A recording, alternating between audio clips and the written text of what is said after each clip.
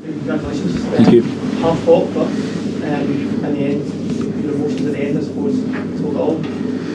There's nothing wrong with getting emotional. I really enjoyed that today. I really enjoyed our performance. Top of the table clash against a really strong team.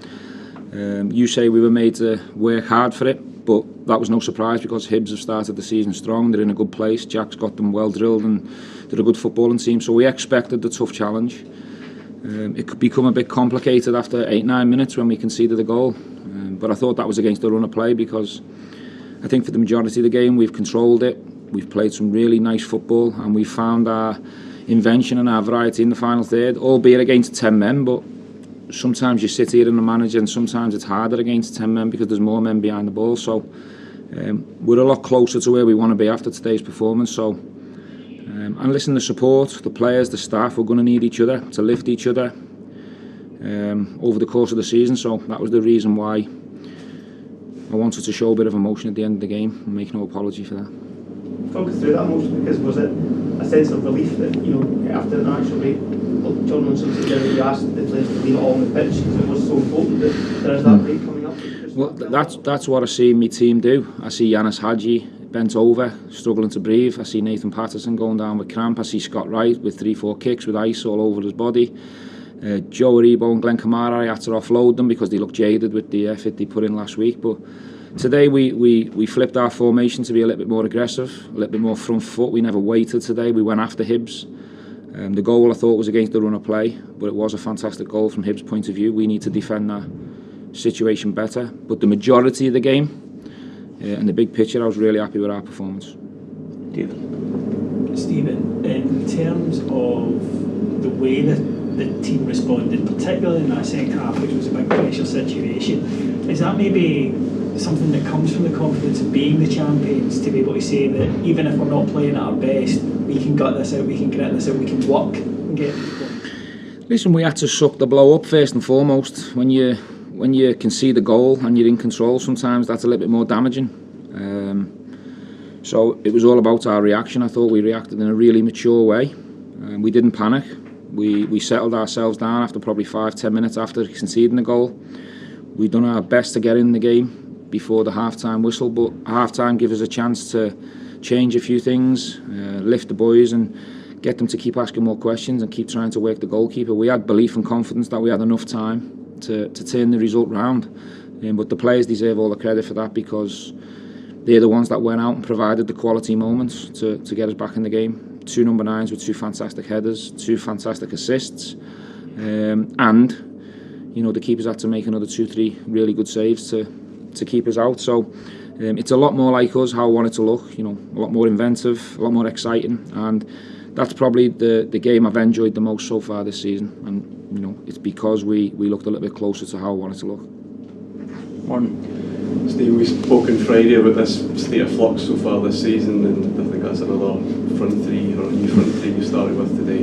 And despite all of that, you're still top of the league. You're only 1 point worse off in this stage last season, going into an international break. What can you take from that, what you've gone through and still being in that position? What message does that send to the rest of the league that even through that, Rangers will still... Listen, it's still very early.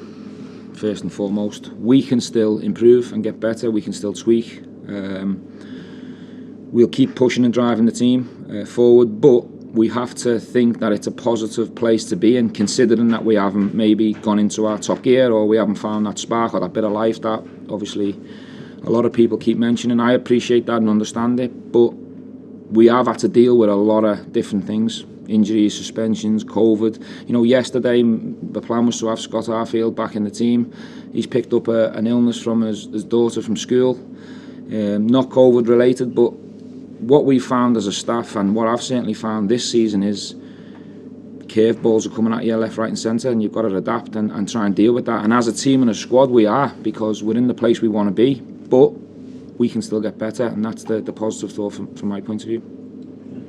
Stephen, congratulations for Thank you. the second half performance. Thank you. Superb. Thank you. Changes in particular, bringing Kamal Roof made a huge difference up front. Thank you. But obviously before the game, we made 6 changes today, one of which was leaving the captain out. Yeah. How difficult was that to Yeah, it is difficult, and I think it would have surprised an awful lot of people, which I appreciate. But Tav, is capable of playing 55, 60 games. I know he is, because he's a machine and he's very robust, but he had an injury at the back end of last season, and as a manager and a staff, we feel in the first three and a bit years we've overused James, and we've had backups to come in and try and offload them, but we haven't had the backup of the quality of Nathan Patterson, who's a Scottish international. So we've got just as much trust in James as we have in Nathan, and vice versa, and we want maybe less games out of James, but with more quality and foot to the floor, and I believe that'll help him career-wise, and it'll certainly help the group. So as I said earlier on, the boys have to trust us with the decisions we've made, and hopefully they pay dividends at the end of the season, but it's important that the boys trust us. Another powerhouse display from John Lindstrom. Yeah, I thought he was outstanding. John was rested in midweek. You know, Stephen Davis went to the well for us. He ran hard. He's 36 years of age. He's going to go and play in big, important qualifiers today, so it made sense in terms of that decision. We knew at some point in the game we'd need Davo's control and head and maturity, but I'm not surprised John got man of the match. I thought he was outstanding in everything he did. Hi Stephen, Hello. a sense of real pride that you have in the squad and the team today. You must be exceptionally pleased that when you've asked them to go and really deliver a performance against the team who's top of the table, that they've done that for you. Yeah, and we're going to have to do it more than just today. You know, I'd say 99% of what we asked in terms of game plan, in terms of mentality, in terms of individually what we asked and demanded from the players today, they went and did it.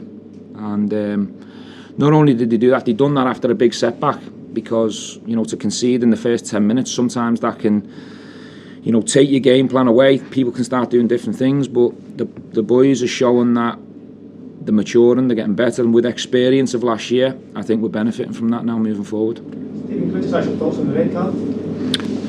It's a red card, 100%. As someone who knows a thing or two about bad tackles, because I've made a few myself, it doesn't come much worse than that. To go in at that speed, with that force, with that height, if he'd have connected with Joe Aribo, Joe's season would have been done for sure.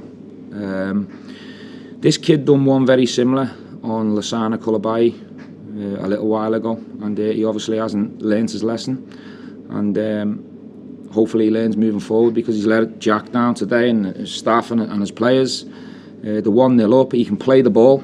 If he wants to play the ball, he can play the ball, but he decides to go a foot over the ball, and he's running at some speed, and thankfully it wasn't full contact, otherwise Joe Aribo would have been in trouble.